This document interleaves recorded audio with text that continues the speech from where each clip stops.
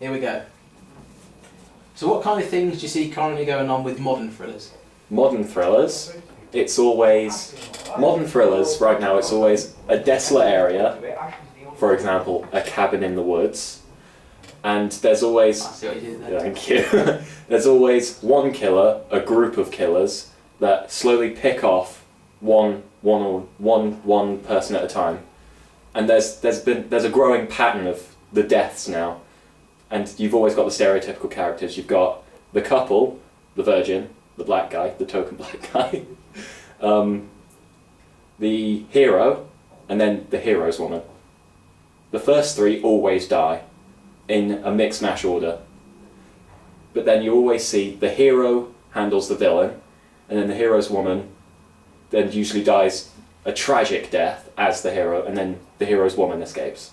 Right. To tell the story. So that's more horror thrillers, those sort of Horror things, thriller, as yeah. opposed to, yeah. I see those. So those are the main ones you would say at the minute. Yeah. Horror thrillers, right?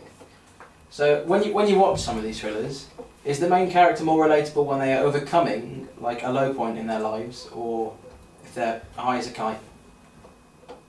Oh, relatable to the character. I think if it's coming from a low point, you can understand and kind of empathise with them if you've been there and you want them to overcome the killer or what's in the film.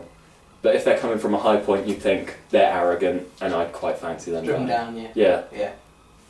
Right. So say I do release my film. You know, it goes to be a great success, as I'm sure it will be. Yeah. And so where are you likely to see it if it was released? Would you go to the cinema? Would you wait for Netflix? Would you wait for Straight DVD? to VHS release. Straight to VHS. No, I feel it's like not an option, I'm afraid. No, I feel like it'd be. I'd go for a theatrical release in a cinema, and then it would move to a DVD. Right, that's good. That's good. Maybe a Netflix deal down the line somewhere. So when you do this sort of thing, go to the cinema, do you go by yourself or do you prefer to go with a group? Oh, I hate going to the cinema by myself. I usually take a friend or a group of friends. We always have set movie dates, and we'll go watch we watched the new James Bond recently. It's a good film. Very good film. Any reason you don't go by yourself? It's boring, and I feel like the cinema's more of a social place to be. And so when it's in a, say there's an advert break during a particularly long film, then you'll have someone to talk to and have a bit of a social banter with. It's a good choice. Good choice of words. Thank you. Alright, so I'm just going to give you a brief summary of what I'm trying to achieve. Right. So the film's going to focus around a dejected male. He's just got rejected from university. Well, he's gone to university, but he hasn't liked the process and he's come back home. And he's starting to become withdrawn and judgmental because of this. And so his story arc in the film involves him taking this opportunity to climb out of the rut he's in. And he has a sort of physical transformation throughout the film by helping this other character, the female. And she's a girl of a similar age, but she is kind of shunned by society for a stigma she has. Because every male she seems to encounter ends up gone, dead. But she's not fully aware of it. People in society don't seem to care too much, and the only person that cares is the male antagonist. Mm. And it's this whole plot they little have to they got to expose all the undercover things that are going on.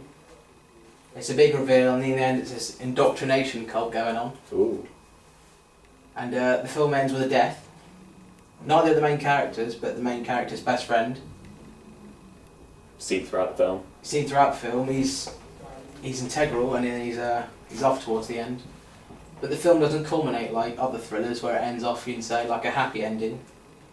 Because it continues. Everyone just dismisses the girl as a lunatic, and she becomes withdrawn and she just gets wheeled off to a loony bin. Perfect material for a sequel. Exactly. And then the male antagonist just goes back to the way he was, except worse. I like the sound of that. It's a good idea, isn't it? Oh yeah. Would you like to see some of the ideas I have for setting? Yeah, Right. yeah I would. So, in terms of our dejected male antagonist, there is his front door. Messy. Very messy. What does that show though? It shows that he doesn't care much, and he's, Exactly. yeah, dejected kind of. Here's his bathroom, we're going to be using this. Here's his bathroom. Clean. It is clean, clean. but it's not exclusively his bathroom, is it? Who does he live with? He lives with his parents because he's just come back. Ah. And that's also a place of reflection for him, Hmm. so it should be clean. So you're saying this could be his clean state of mind, kind of? Yeah, that's the sort of thing I'm going for. And then the third and final one of him is his bedroom. So we've got the Xbox. We've got all it's messy. All the stereotypes. Yeah, the stereotypes. Is there a pizza box in there somewhere? Probably under the bed. Probably under the bed. What is that? A motorcycle helmet? That's his pen helmet, yeah. Yeah. He's got a tennis racket there, he likes tennis. Yeah. He's morphing up to be a early 20s slob. Yeah. Is what he is, yeah. He's 19 actually. So 19? Is that the robot? Is that what? That robot toy, I can't remember what they're called, but he's a child. Who's a child? What? No. He hasn't grown up. Well, he holds on to the little things. He's got his Xbox One. Right. Right.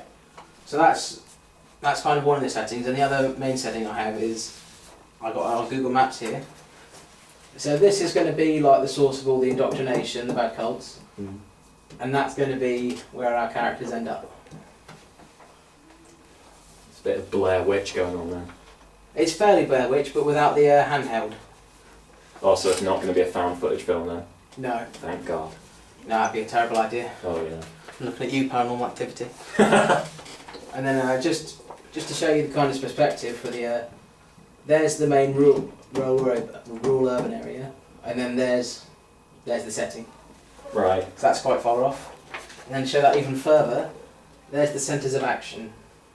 That is the house you've seen. That is the woods. So isolation's kind of a big thing in mine. Yeah. I suppose that's another way to drive fear into an audience. Yeah. So what aspects of my idea do you like so far? I like how you've got the transition from urban to a rural setting.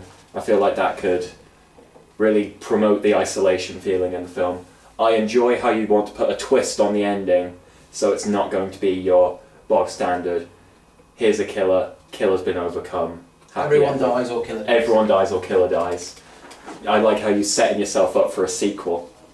I live in hope. You live in hope, and I'm expecting an Oscar for your main star. So contrastingly, what are some of the things that you don't like? I'd say that you could promote. You could promote the bathroom idea a bit more by saying it's his state of mind, kind of portrayed through his parents' upkeep. That's the only kind of thing that's keeping him going. The idea of coming home to somewhere clean of reflection. Right. Almost. And that's more or less what I can think of. I'd certainly take that suggestion on board. It's not one I've considered. So I've got a working title for the piece. Right. And I just want to run it by you and see what you think. False Widow. I like that, the idea of a spider mating and then killing their lover. I do like that. You've also got False in there. False, and then for the sequel would it be False Widow 2? Or False Widow, Spider's Nest? We haven't got that far yet. We've got to get the main thing Yeah, out. we've got to get it rolling first. We've not even started filming yet. We've got to see how we perform at the box office. Oh, right. You're going to want to get cast in. Well, sadly I've casted everyone. But for the sequel I'll consider you. Yes. So one last question. If you could add any theme or idea to my piece, what would it be? A preview at the end. At the end, you cut credits after seeing her wheeled into the loony bin. You cut to the credits. Credits roll through. Maybe halfway through the credit scene, cut back to her inside the loony bin saying something maybe like, "It's not over. Spider lives." And then Spider lives. Spider lives. Panning on her face. The name does imply spiders, but doesn't focus around spiders, sadly. But that's where you can tie it all in. Have you got any ideas relating to, say, like the opening sequence? The opening sequence, I feel like you could do a cut shot, maybe introduce male protagonist, antagonist first, and then female, kind of cut between a screen each, so you can get an idea of their character before that, and then after the scenes after you can move into one, and then into the other, and then they come together. Then they merge. Yeah. Solid. Well, thank you very much, Jack. No problem, sir.